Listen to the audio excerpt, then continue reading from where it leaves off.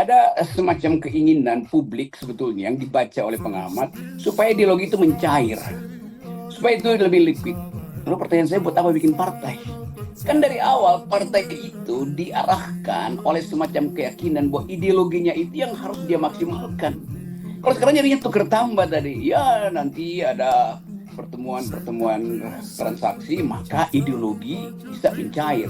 Jadi buat apa bikin partai kalau ideologinya akhirnya mencair atau dicairkan untuk hal yang pragmatis? Itu dungunya tuh di situ. Tapi kalau tanya pada saya sebagai pengamat, itu artinya dua kedunguan itu bersatu.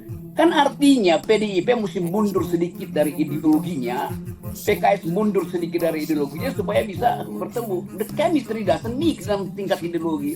Dari awal sebetulnya ikut pada keadaan yang dibuat oleh Jokowi. Kan Jokowi yang bilang tidak boleh ada oposisi, tidak ada oposisi. Kita sama-sama demi bangsa, maka mari kita bersatu tuh. Jadi Anda semua itu dikendalikan secara tidak sadar oleh seseorang yang tidak paham tentang demokrasi. Madu, salah satu obat paling mujarab, insya Allah. Sedia madu ternak dan madu hutan. Dihasilkan oleh lebah dari nektar bunga asli, bukan dari gula yang dimakan lebah. Proses higienis, kemasan praktis dan elegan. Garansi 1 juta rupiah jika terbukti madu kami tidak asli. Terbaik, madu kelanceng, dari lebah spesial. Hubungi. Bagaimana Bung Rocky ngelihat beberapa peristiwa politik pertemuan PSI dengan PKS, Kaesang dengan Presiden PKS, dan kemudian pertemuan PKS dengan PDIP di Sumut. Kira-kira arah politik pilkada dan juga politik nasional antara PKS, PDIP, dan PSI ini seperti apa Bung Rocky menilai? Oke, bagus betul pertanyaannya. Sense of direction, arahnya apa itu? Tadi di ujung kalimat Pak siapa tadi, ada semacam keinginan publik sebetulnya yang dibaca oleh pengamat supaya ideologi itu mencair, supaya itu lebih liquid. Lalu pertanyaan saya, buat apa bikin partai? Kalau ideologi itu dicairkan untuk kepentingan pragmatis, itu soalnya kan. Jadi seolah-olah kalau saya anggota PDIP dan PKS mau gabung dengan PDIP, maka saya keluar dari PDIP. Kalau saya anggota PKS mau gabung dengan PDIP, saya keluar dari PKS. Kan dari awal partai itu diarahkan oleh semacam keyakinan bahwa ideologinya itu yang harus dia maksimalkan. Kalau sekarang jadinya tuker tambah tadi, ya nanti ada pertemuan-pertemuan transaksi, maka ideologi bisa mencair. Lo justru partai dibuat dengan kekentalan ideologi. Jadi buat apa bikin partai kalau ideologinya akhirnya mencair atau dicairkan untuk hal yang pragmatis? Itu dungunya tuh di situ tuh. Nggak ada di dalam sistem demokrasi ideologi itu dicairkan, padahal duanya ada di kutub yang berbeda tuh. Partai konservatif Inggris itu 14 tahun berkuasa dan nggak mau ada koalisi dengan partai buruh tuh. Sekarang partai buruh mengambil alih itu, sehingga partai konservatif juga mempertahankan ideologinya, memperkuat. Jadi ideologi mesti jadi makin lama makin kuat, makin tebal, bukan mencair. Jadi kata ideologi mencair itu juga satu oksimoron, satu pertentangan dalam istilah. Mana ada ideologi yang mencair? Ideologi itu mengeras, mengental, itu intinya tuh.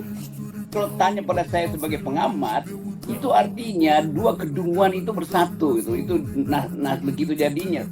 Kan artinya PDIP mesti mundur sedikit dari ideologinya, PKS mundur sedikit dari ideologinya supaya bisa bertemu. The chemistry doesn't mix dalam tingkat ideologi.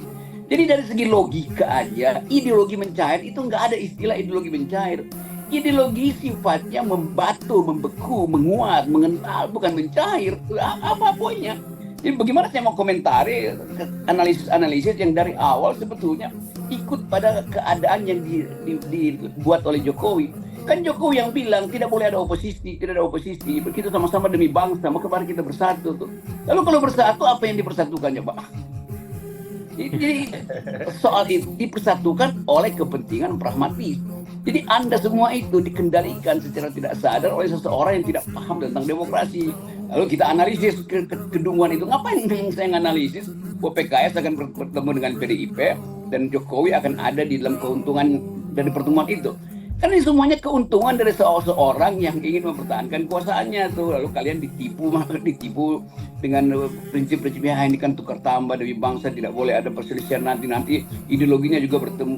Di mana di dunia ini persaingan politik mempertemukan ideologi? Nggak ada, justru ideologi itu dipakai untuk ketentangan. Itu dasarnya. Terkait dengan koalisi, misalnya pilkada dulu lah sebelum kita ke nasional. Nah, ini misalnya kayak di DKI itu, Bung Rocky. Apakah mungkin PKS berkoalisi dengan PDIP mengusung Anies? Gini ya, dari tadi saya terangkan, itu mungkin demi apa? Demi pragmatisme atau demi ideologi? Coba terangin ke saya. Ini juga pertanyaan yang membuat kita itu merasa bahwa partai itu bisa dipermainkan demi sesuatu yang sifatnya pragmatis. Kalau misalnya PKS dan PDIP bersekutu, maka yang ideologis itu jadi catatan kaki untuk yang pragmatis. Artinya pragmatis itu menjadi referensi, ideologi itu sekedar sebagai konsekuensinya tuh. Kan mestinya dibalik, demi ideologi yang pragmatis itu jadi sekedar catatan kaki. Sekarang ideologi PKS dijadikan catatan kaki demi pragmatisme. Jadi kalau kita tanya sekarang, kalau begitu absurd value-nya di mana? Pada pragmatisme atau pada ideologi? Coba, spektrumnya di mana? Coba. Ya. Ya, jadi Anda jangan bujuk saya untuk melihat kemungkinan itu pertemuan. Itu pertemuan yang dungu secara logika ya. Menurut kepentingan oke aja, kepentingan PKS dengan PDIP betul-betulnya. Tetapi kalau kita baca secara ideologis, apa dasarnya kerjasama itu? Demi apa coba? Demi sama-sama mencari hidup akhirnya tuh. Bukan demi hidup yang dipertaruhkan. Kan dasarnya itu kan. Itu tukar tambah nafas. Poin coba. Kita berupaya untuk membangun negeri ini supaya yang disebut partai kader itu tegak lurus dengan ideologi. Demikian juga PDIP, demikian juga PKS tuh. Kan ini dua-duanya partai ideologis. Lain kalau Golkar lebih pragmatis kedudukannya. Jadi buat apa bikin PKS, buat apa bikin PDIP? Kalau pada akhirnya semua hal yang sifatnya absolut itu akhirnya direlatifkan. Demi apa? Demi yang kuantitatif. Kan semuanya lu semua ngejar kuantitatif kok. Iya. Baik, Bung Rocky, makasih. Artinya, nah, kita ke Pak Mardhani. dan ini artinya PDIP ketemu dengan PKS itu tukar tambah di antara dealer, bukan leader. That's my point. Kan sama seperti mengusung ini, Bung Rocky mengusung calon presiden kan antar partai bisa aja berkoalisi ya. Bisa. Tapi demi apa? Pertanyaan saya, demi apa? Demi ideologi atau demi pragmatisme? Demi mengusung calon yang dekat dengan ideologi dia. Iya, demi mengusung calon yang dekat dengan ideologi dia. Lalu tukar tambahnya apa di situ? Ideologinya menguat atau ideologinya melemah? Coba saya tanya ya, kalau PDIP bertemu dengan PKS, apakah PDIP akan memperkuat ideologinya? Tidak. Demikian juga PKS tidak. Dua-duanya melemahkan ideologinya supaya bisa mix. Oh iya. Karena saya bukan komentator survei, bukan. Ya itu menurut survei mereka bisa bertemu ya menurut survei. Tapi menurut prinsip apa coba? Separuh percaya Tuhan dan separuh tidak percaya Tuhan digabung, ya dua-duanya tidak percaya. Bukan makin percaya, lain dong. Sekarang kita ingin meminta pandangan dulu dari Pak Mardhani. Tadi mungkin lanjut dari pandangan Bung Rocky ya terkait harusnya antara partai ideologi ini antara PKS dengan PDIP ini ya. Kalau bersatu berarti ada ideologi yang diturunkan. Bagaimana ya, Pak itu maksudnya lihat? saya. Itu namanya itu bensin itu dioplos. Jadi dioplos dulu supaya apa namanya itu di dalam kimia viscosity-nya, kekentalannya berkurang. Kan itu istilah kimia kan viscosity itu. Jadi iya Bang Aldi bro, thanks a lot. Yang pertama tadi saya katakan PKS adalah partai kader. Partai Islam, partai dakwah, karena itu nilai PKS ada di prinsipnya. Tidak boleh ada negosiasi dalam bab nilai, karena satu galon air bersih bercampur dengan satu titik air seni ya jatuhnya tidak air yang halalan thayyibah Bang Aldi. Dan itu tegas dan jelas. Tadi saya katakan demikian. Tetapi Bung Rocky, bro, komunikasi tidak ada masalah. Bahwa kemudian PDIP menjatuhkan pilihan bersama PKS mendukung, katakan Mas Anies dengan Soebul Iman, monggo. Ya, kalau di tempat lain dukung kita juga ada titik temunya, monggo. Tetapi prinsipnya tidak boleh berubah. Dan karena itu yang membuat PKS besar itu nilai, yang membuat PKS besar itu istiqomah, yang membuat PKS besar itu prinsipnya. Begitu Bang Aldi. Baik, terima kasih, Pak Iya, saya Mardhani. ngerti itu. Itu betul tuh, apa namanya? Air apa tadi kata Pak Mardhani itu. Air 1 galon dengan 1 titik air seni. Iya, atau air seni dengan air aki digabung nggak jadi air Samsam. Oh iya, itu serius saya ucapin itu. Betul itu. Oh, gini, dilema itu dengan mudah diatasi kalau PDIP dan PKS sama-sama datang ke meja konstitusi dan kami sama-sama pragmatis. Pragmatanya apa itu? Ya ini koalisinya demi apa pragmatisme itu? Demi mengimpeach Jokowi. Nah itu baru itu yang namanya pragmatisme di situ tuh. Itu tidak ada ideologi di situ kan?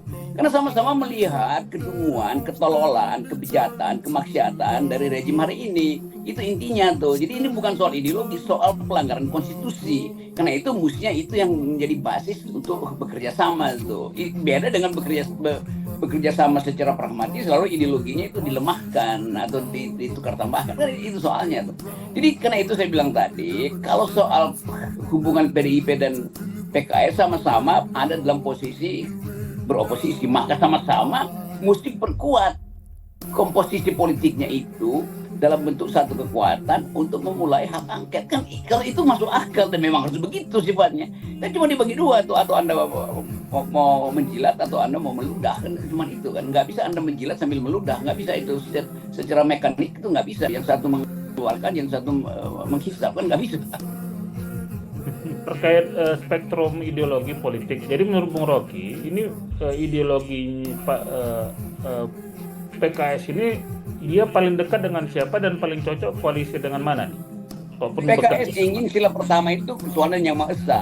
Bung Karno taruh sila pertama itu di bawah, di 5 tuh, Ketuhanan Yang Maha Esa nomor 5. Itu aja secara ontologi udah ngaco, udah beda itu kan. Jadi friksi itu mestinya dipertahankan. Karena itu bagus betul kalau PKS ambil ceruk ini, PDIP ambil ceruk itu. Mereka bisa bersekutu di mana? Di dalam kebijakan, bukan dalam ideologi. Setelah masing-masing punya kekuasaan tentunya. Tapi kalau dari awal ada tukar tambah, itu artinya semua hal bisa didagangkan. Kan poin saya itu dari awal. Tapi kalau Anda bertanya, kalau begitu hilang dong PDIP kalau nggak pragmatis, ya biarin hilang. Itu arti penanda tidak ada kaderisasi.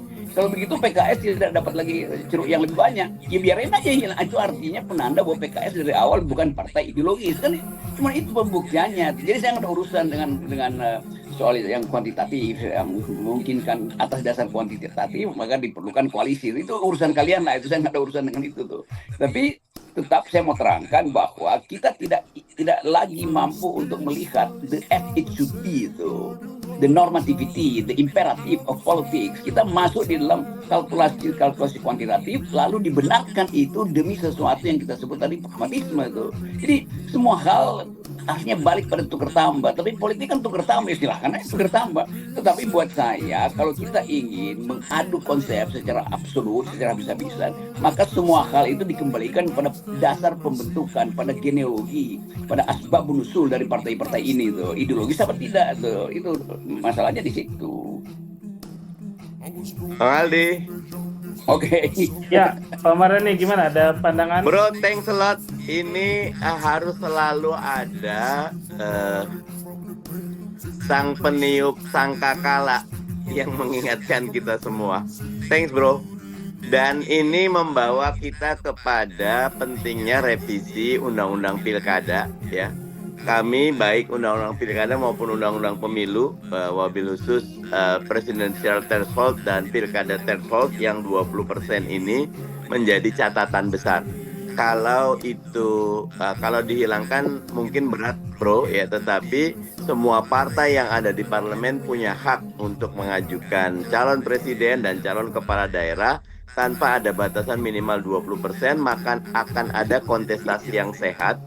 Ya, itu yang basis dari awal ideologinya kuat, basis prinsipnya kuat. Ya, kalau sekarang memang dengan quote and unquote threshold 20% itu, PKS sendiri kan banyak di titik-titik yang tidak bisa lolos 20% sehingga harus berkoalisi. Nah, di titik koalisi inilah kekentalan ideologi kita ya, kokohan istiqomah kita menjaga prinsip bisa dianggap sebagai satu kelunturan transaksional. Begitu Bang Aldi. Itu pengakuan yang bagus. Kan, sebetulnya dari awal kan itu yang kita pertentangkan itu soal threshold presidensial atau bahkan threshold parlementer yang 4% itu kan begitu banyak suara yang hilang akhirnya kan. Kalau suaranya hilang ada soal, suaranya hangus oke. Tapi yang hangus itu dibeli oleh partai yang secara ideologis berbeda dengan partai yang hangus suaranya kan. Bayangin misalnya pada suara PKS mungkin banyak yang hangus di beberapa dapil, tapi dibeli oleh partai lain tuh yang tidak searah dengan PKS. Itu konyol namanya kan. Ya, kita tahu permainan jual beli suara di KPUD itu. Jadi betul yang diucapkan Mardhani sama dengan yang saya ucapkan dari awal. Karena thresholdnya dipasang threshold, akibatnya tukar tambah. Kan itu intinya tuh. Kalau nol threshold itu nggak akan ada tukar tambah. Setiap kader itu setiap partai akan menumbuhkan kadernya sendiri. Itu soalnya. Jadi udah perbaiki aja itu. Jadi jangan menganggap karena kepentingan masing-masing tidak bisa didamaikan maka pragmatisme. Padahal sebetulnya problemnya bukan di situ, problemnya karena dipasang threshold maka didorong ke arah pragmatisme tuh. Itu juga akal-akalan negara kan dipasang threshold supaya mudah itu mengendalikan tuh. Itu gampang itu. Jadi itu ya clear ya poinnya.